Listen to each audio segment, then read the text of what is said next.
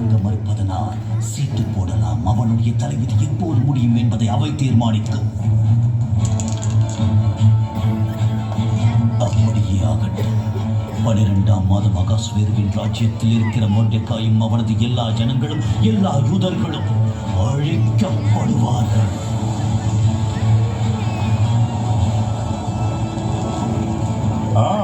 ஆமான், உங்களை பார்ப்பது மகிழ்ச்சியை கொடுக்கிறது. ராஜாவுக்கு அது மகிழ்ச்சி. ஆனால் என்னிடம் கெட்ட செய்தி ஒன்று இருக்கிறது. உம்முடைய ராஜ்யத்தின் சகல நாடுகளிலும் உள்ள ஜனங்களுக்குள்ளே ஒருவித ஜனங்கள் சிதறுண்டு பரம்பி இருக்கிறார்கள். அவர்களுடைய வழக்கங்கள் விகற்பமாய் இருக்கிறது. அவர்கள் ராஜாவின் சட்டங்களை கைக்கொள்கிறது இல்லை. ஆகையால் இவர்களை இப்படி விட்டு வைப்பது ராஜாவுக்கு நல்லதல்ல.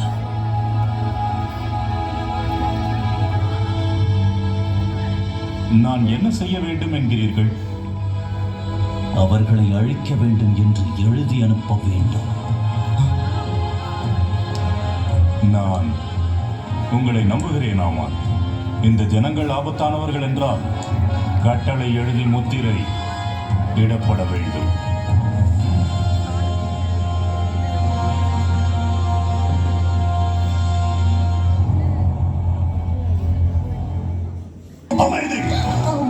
இந்து தேசம் முதல் எத்தியோப்பியா வரைக்கும் உள்ள 127 நாடுகளையும் அரசாளுகிற ராஜா அகாஸ்வேருக்கு பணி செய்ய இங்கே வந்திருக்கிறீர்கள்.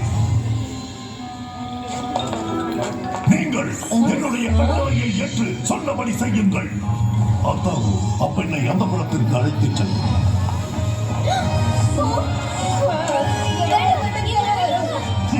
நான் இந்த இருவரையும் ரதங்கள் இருக்கும் இடத்திற்கு அழைத்துச் செல்கிறேன்.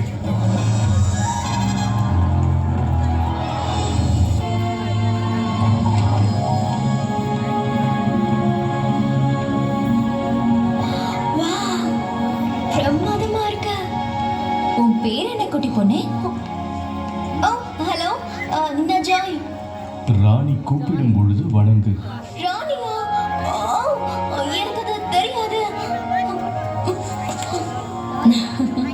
ஆமா, உனக்கு தெரியாது. என் தலையில கிரீடம் இல்லையே.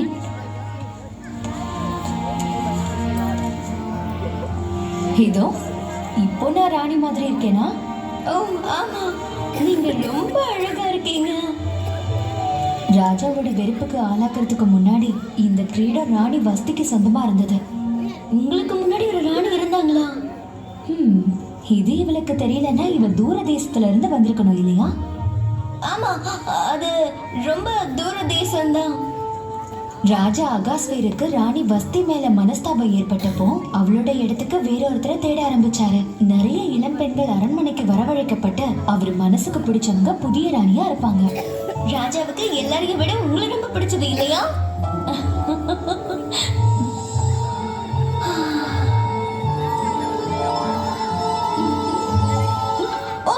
சாரி.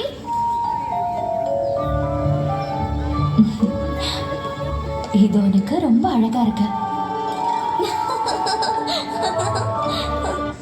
ராணியாரே, உங்கள் ஒன்றுவிட்ட சகோதரர் அரண்மனை வாயிலில் இருக்கிறார். ஒன்றுவிட்ட சகோதரரா? ஆமா, மொர்தெக்காய் என்னை சின்ன வயசுல இருந்து வளர்த்தாரு. உண்மையிலேயே அவர் தான் என்னை இங்க ராணி ஆக்கிறதுக்காக கூட்டிட்டு வந்தாரு. அவரை உங்களை வளர்த்தாருன்னு சொல்றீங்க? அவர் பார்க்க ரொம்ப அழுக்கா இருக்காரு. ஆமா, அவர் சாக்கு உடுத்தி சாம்பல் போட்டுட்டு இருக்காரு. வருத்தத்துல இருக்கிறவங்க இப்படி உடுத்திப்பாங்க. பார்த்தாங்க, நீ என் நம்பிக்கைக்கு உரியவன். நீ என் சார்பா போய் மொர்தெக்காய் கிட்ட பேசு. ஏதோ சரியில்லை போல இருக்கு. ராஜாவின் அன்புக்குரிய அமைச்சரை வணங்குங்கள்.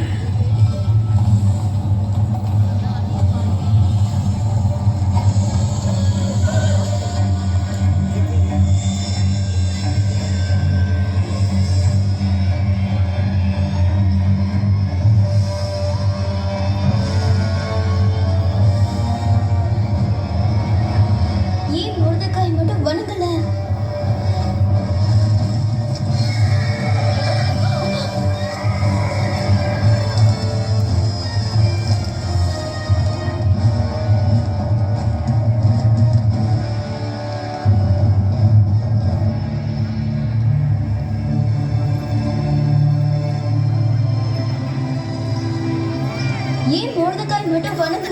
அவர் மனசு நொந்திருப்பாரோ? ஒரு நாள் அவர் மனசு நொந்து போவாரு. ஆமான் சாதாரணமானவர் இல்ல, அதிகாரம் உள்ளவர். ஆனா ராஜாவுக்கு நிறைய அதிகாரம் இருக்குல்ல. நீங்க அவர்கிட்ட பேசுங்க, மோர்தெகாய் பாதுகாப்பா இருக்கணும்னு சொல்லுங்க. ராஜா அகாஸ்வேர கிட்ட அவர் என்ன செய்யணும்னு நான் சொல்ல முடியாது ஜாய். ஏன் முடியாது? அவர் உங்க கணவர் தானே. அதே நேரம் அவர் ராஜாவும் கூட. என்ன அவரா கூப்பிடாம நான் போய் அவரை பார்க்க முடியாது. அதுதான் சட்டம். ஓ உண்மைதான். பொறுப்புல இருக்கிறவங்க கிட்ட பேசுறது ரொம்ப கஷ்டமா இருக்கும். ஆமா, அதுக்கு தைரியம் வேணும். நான் அவ்வளோ தைரியசாலி இல்லை.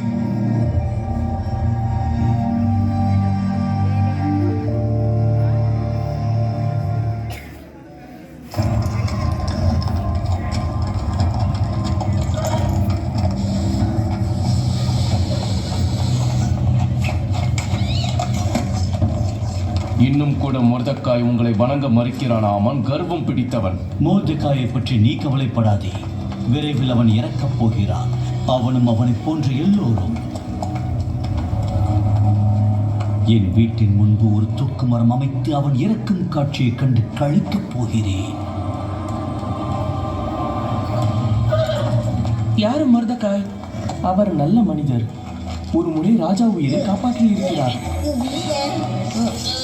2 பிரதானிகள் ராஜாவை கொல்ல திட்டம் போட்டதை கேட்ட மொர்தெகாய் அந்த தகவலை மேலிடத்தில் சொல்லியிருக்கார். மொர்தெகாய் சீக்கிரம் இறந்து போகணும்னு ஆமான் ஏன் நினைக்கிறாரு? மொர்தெகாய் ஒரு யூதர். ராஜ்யத்தில் இருக்கும் யூதர்கள் எல்லோரும் கொல்லப்பட வேண்டும் என்று ஆமான் கட்டளை அனுப்பியிருக்கிறார். என்ன?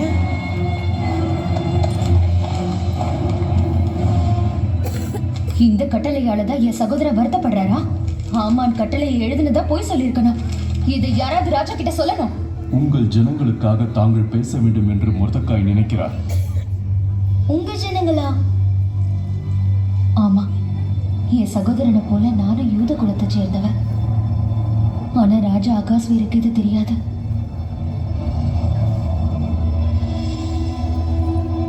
என் சகோதரனுக்கு நினைவுபடுத்துங்கள். யாராவது அழைப்பிக்கப்படாமல் உள்முற்றத்தில் ராஜாவினிடத்தில் பிரவேசித்தால் அவர்கள் கொல்லப்படுவார்கள்.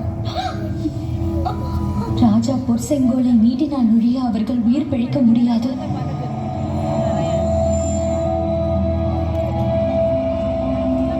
ராணி இந்த 30 நாள் அளவும் ராஜாவினிடத்தில் வரவழைக்கப்படவில்லை. ராணியிடம் இதை கூறுங்கள். நீ ராஜாவின் அரண்மனையில் இருக்கிறதனால் மற்ற யூதர் தப்பக்கூடாது இருக்க நீ தப்புவாய் என்று உன் மனதில் நினைவு கொள்ளாது.